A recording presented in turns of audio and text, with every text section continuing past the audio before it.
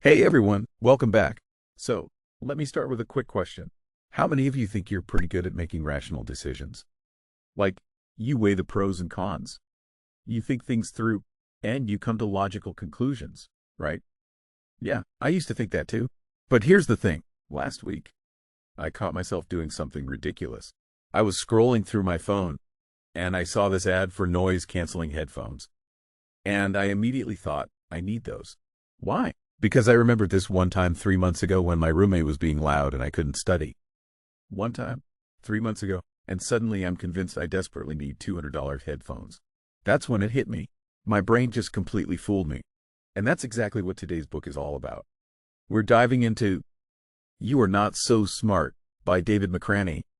And honestly, this book is like holding up a mirror to all the weird, irrational, totally illogical things our brains do every single day without us even realizing it. Now, I know what you're thinking, but I'm pretty smart. I got into college. I make good decisions. And hey, I'm sure you do. But here's the wild part. Being smart has nothing to do with it. Your brain is basically running on ancient software that's full of bugs and shortcuts. And it's been tricking you your entire life. By the end of this episode, you're going to understand why you make the decisions you make, why you believe the things you believe, and most importantly, how to catch yourself before your brain leads you down some really questionable paths.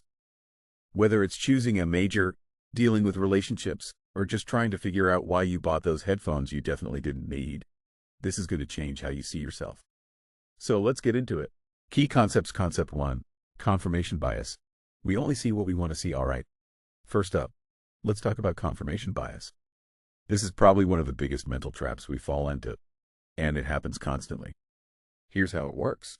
Your brain has this really annoying habit of only paying attention to information that confirms what you already believe, and completely ignoring or dismissing anything that contradicts it.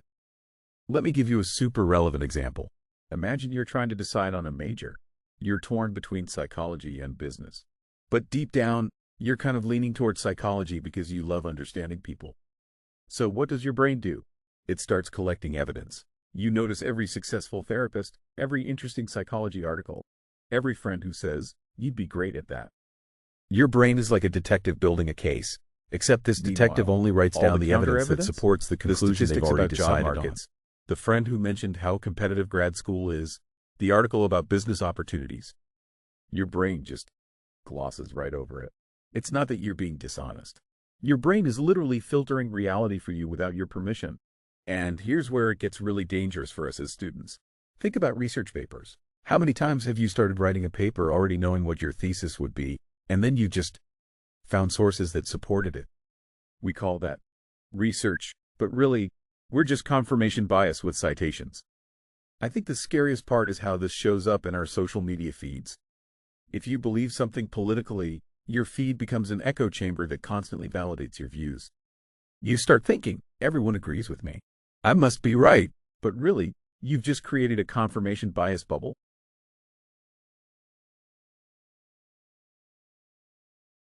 The real-world impact? We make major life decisions based on incomplete information because our brains won't let us see the full picture. Concept 2. The Dunning-Kruger effect. When we don't know what we don't know, okay? This next one is kind of hilarious and kind of terrifying at the same time. It's called the Dunning-Kruger effect, and it explains why the most confident person in your group project is often the one who understands the assignment the least. Here's the idea. When you don't know much about something, you lack the knowledge to even realize how much you don't know. So you end up being super confident because you think it's way simpler than it actually is. Think about the first week of any class. There's always that person who raises their hand constantly, speaks with total confidence, and seems to have everything figured out. Then by week 8, they're silent because they've realized just how complex the subject actually is. I've totally been that person. Freshman year, I took an economics class, and after reading like 2 chapters, I thought I had the entire economy figured out. I was giving my friends advice about investing. Me, someone who thought a stock portfolio was like a folder you carry stocks in. The more I learned, the more I realized I knew absolutely nothing. But here's where this really matters for you. The Dunning-Kruger effect explains why some students coast through high school getting A's with minimal effort, then crash hard in college. They were confident because they didn't know what real academic rigor looked like. They thought they were great students, but they've never been challenged enough to see their limitations.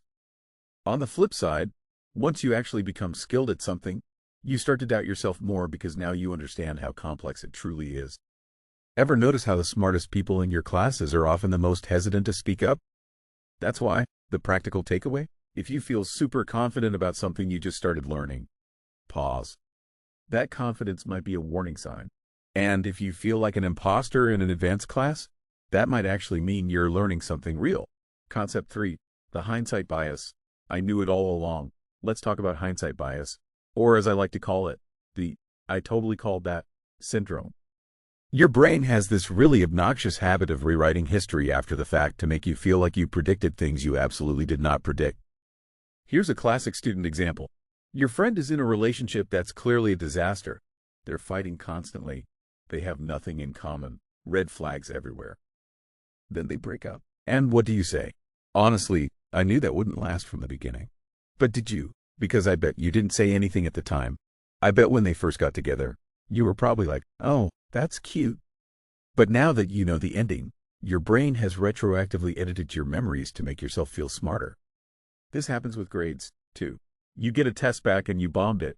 Suddenly you're like, "Yeah, I knew I should have studied chapter 7 more." But be honest, before the test, you thought you were fine. Your brain is rewriting the past to make present you feel less bad. The real danger with hindsight bias is that it makes us overconfident in our decision-making abilities. If you constantly believe you knew it all along, you stop learning from your mistakes because you don't think you actually made any mistakes. You just think you ignored your intuition. I think this shows up big time with career decisions. Someone picks a major, struggles with it, switches, and then says, "I always knew engineering wasn't for me." Maybe you're rewriting history because it's easier than admitting you made a decision without complete information.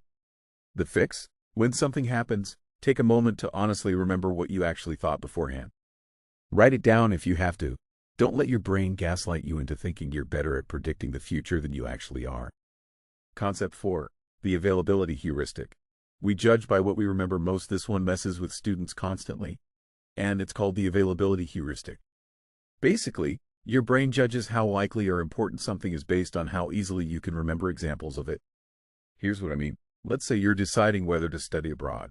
You might be worried about safety because you heard this one story about someone getting robbed in Barcelona.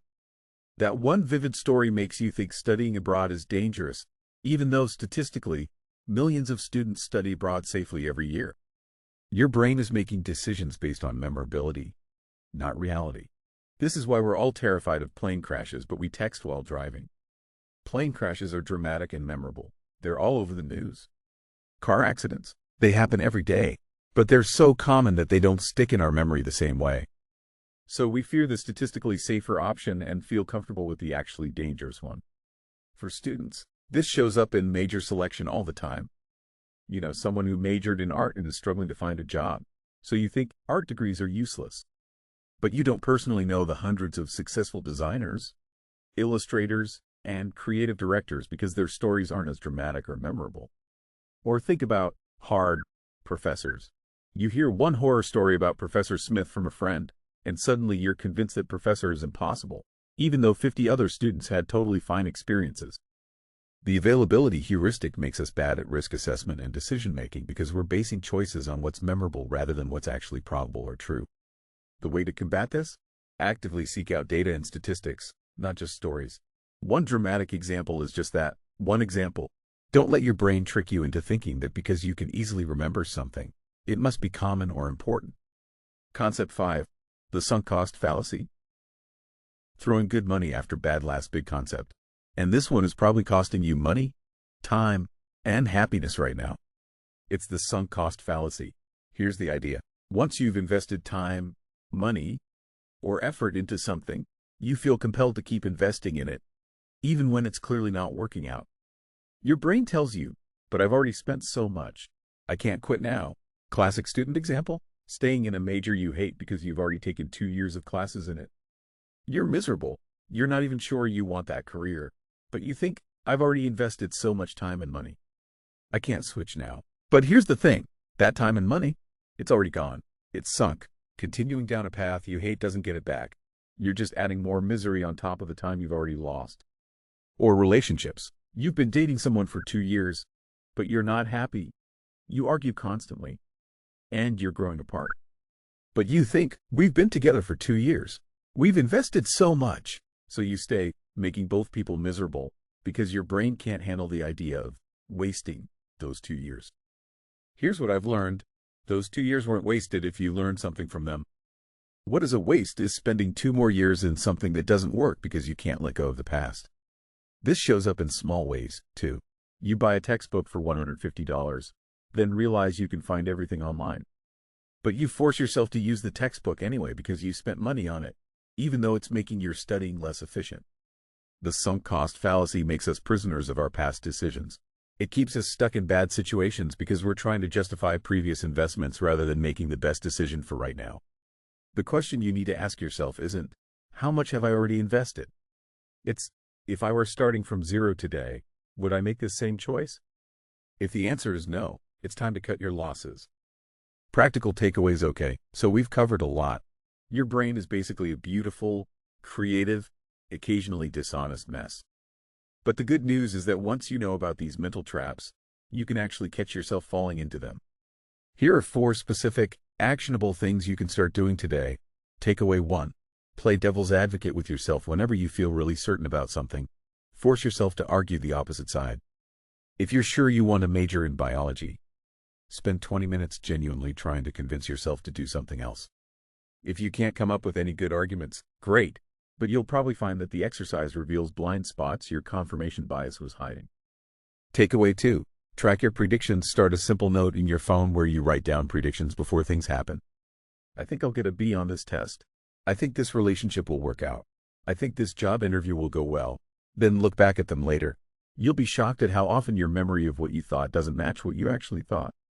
This breaks the hindsight bias. Takeaway 3. Seek out base rates and data when making decisions. Don't rely on dramatic stories or the first examples that come to mind. Look up actual statistics. What percentage of people in this major find jobs? What's the actual crime rate in that city? What do reviews from 50 people say? Not just your one friend. Data defeats the availability heuristic. Takeaway 4. Do regular, should I quit? Audits once a semester. Honestly ask yourself, if I were starting fresh today, would I choose this major, this relationship, this club, this commitment? Ignore what you've already invested. Only look forward. This helps you escape sunk cost thinking and make decisions based on what's actually right for you now. Here's what I want you to take away from all this. You're not broken. Your brain isn't defective. These mental shortcuts and biases, they exist for a reason. They helped our ancestors make quick decisions when they needed to. The problem is that we're using ancient survival software in a modern world where those shortcuts often hurt more than they help. But now you have awareness. And awareness is seriously powerful. Every time you catch yourself falling into confirmation bias, every time you notice you're falling for the sunk cost fallacy, every time you recognize hindsight bias creeping in, that's a win. You're not going to be perfect. I still fall into these traps constantly. But you'll get better at spotting them, and that makes you a better decision maker, a better student, and honestly, a better person. The students who succeed aren't the ones with perfect brains. They're the ones who understand their brain's limitations and work around them. So here's your challenge for this week. Pick one of these biases and actively watch for it in your life. Set a reminder on your phone if you have to. When you're making a decision, pause and ask yourself, am I being rational right now, or is my brain playing tricks on me? Notice it, name it, and then make a choice anyway, but a more informed one. Because here's the beautiful irony of this whole thing. Once you accept that you're not as rational as you think you are, you actually become more rational. You stop trusting your gut blindly and start examining your thinking. You stop being certain and start being curious. And that curiosity, that's where real growth happens. You're not so smart, and that's okay. None of us are. But we could be smarter about our not smartness. And honestly, that might be the smartest thing of all. Thanks for listening, everyone. Now go forth and question everything, especially yourself.